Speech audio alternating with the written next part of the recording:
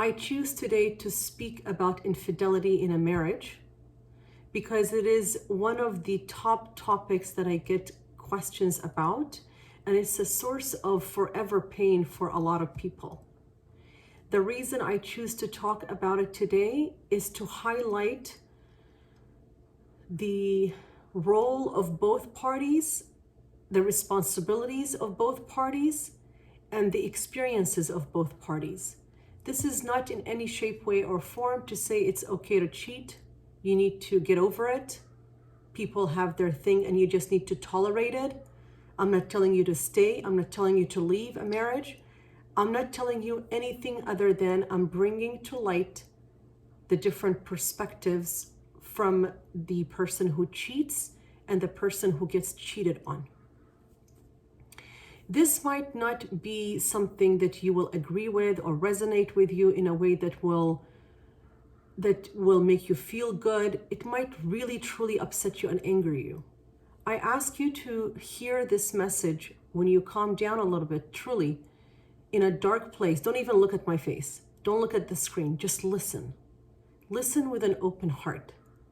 At the end of the day, my biggest concern is the youth, is the next generation.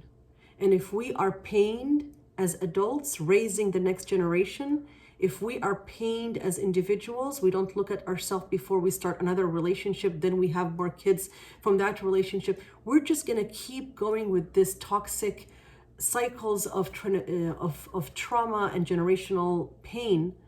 And I really want us to heal as societies, as communities, as homes, as family units, so we can do better. When somebody gets cheated on, it's usually they've known about it and they ignored it because they just don't want to face it. They're in denial about it because they don't want to do anything about it and they don't want to get up and get a divorce or get a job. They're in denial about it because they are afraid what people are going to say and how they're going to look. And it's easier to just keep the family unit because it's for the sake of the kids. Or when they finally find out, they completely explode.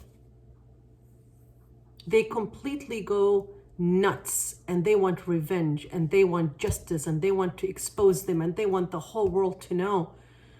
And there are situations where it happens and it's completely a surprise. In all these situations, it tells me that the marriage itself was not healthy. The marriage itself, the partners were not in tune with one another. Communications was missing. Intimacy was missing. Knowing each other's needs and wants and care for each other was missing. Proper care of the marriage itself and the unit of the marriage was missing. Things don't happen overnight and things don't happen out of the blue. They don't. They really don't. Sometimes, my friends, we enter marriages skipping steps, ignoring red flags, not taking the time to get to know them, not take the time to get to know their families. And when we see something, it's either we're embarrassed to speak up because we just want to get married, or we're culturally pushed to get married because, we're over 35, 25, whatever the age that is, or we're just blindly in love and we just skip all the steps and we do not look at the things that are alarming. And most of the time people enter marriages not knowing what they want and they're not in touch with who they are. So they end up attracting all kinds of dysfunctionalities. When something starts on a rocky foundation, it will fall apart if people don't take care of it, don't properly look at things, address things, talk about things, seek support, seek help. They put Band-Aid on things, they avoid one another, they stop talking about difficult conversations because they're afraid they're gonna rock the boat. They hide behind religious toxicity and cultural dysfunctionality.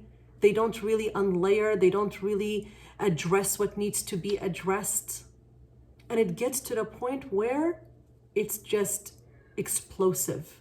And then they carry on this energy into the rest of their life. The person who gets cheated on, sometimes either they leave and they become frozen and they close off themselves from being loved and they are not able to attend to their kids emotionally, or they are just so angry. Both situations is a role. It was modeled to you in your childhood. It was modeled to you throughout your life, how you deal with betrayal, with abandonment. And it comes from a place of you have felt these things for many, many years, and this is your chance of really coming out and facing them. Somebody cheating on you, it's either you choose to stay and work on things, and people need to give each other space so the other party will also work on themselves, or you leave, but you continue working on yourself. Some people divorce and they stay with that energy for the rest of their life. So you actually don't divorce. You don't get the blessing of divorce.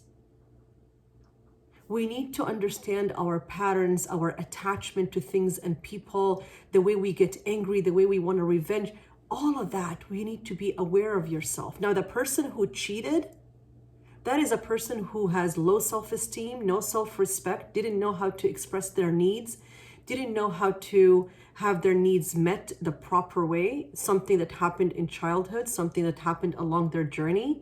They learned to go the backdoor way to get things.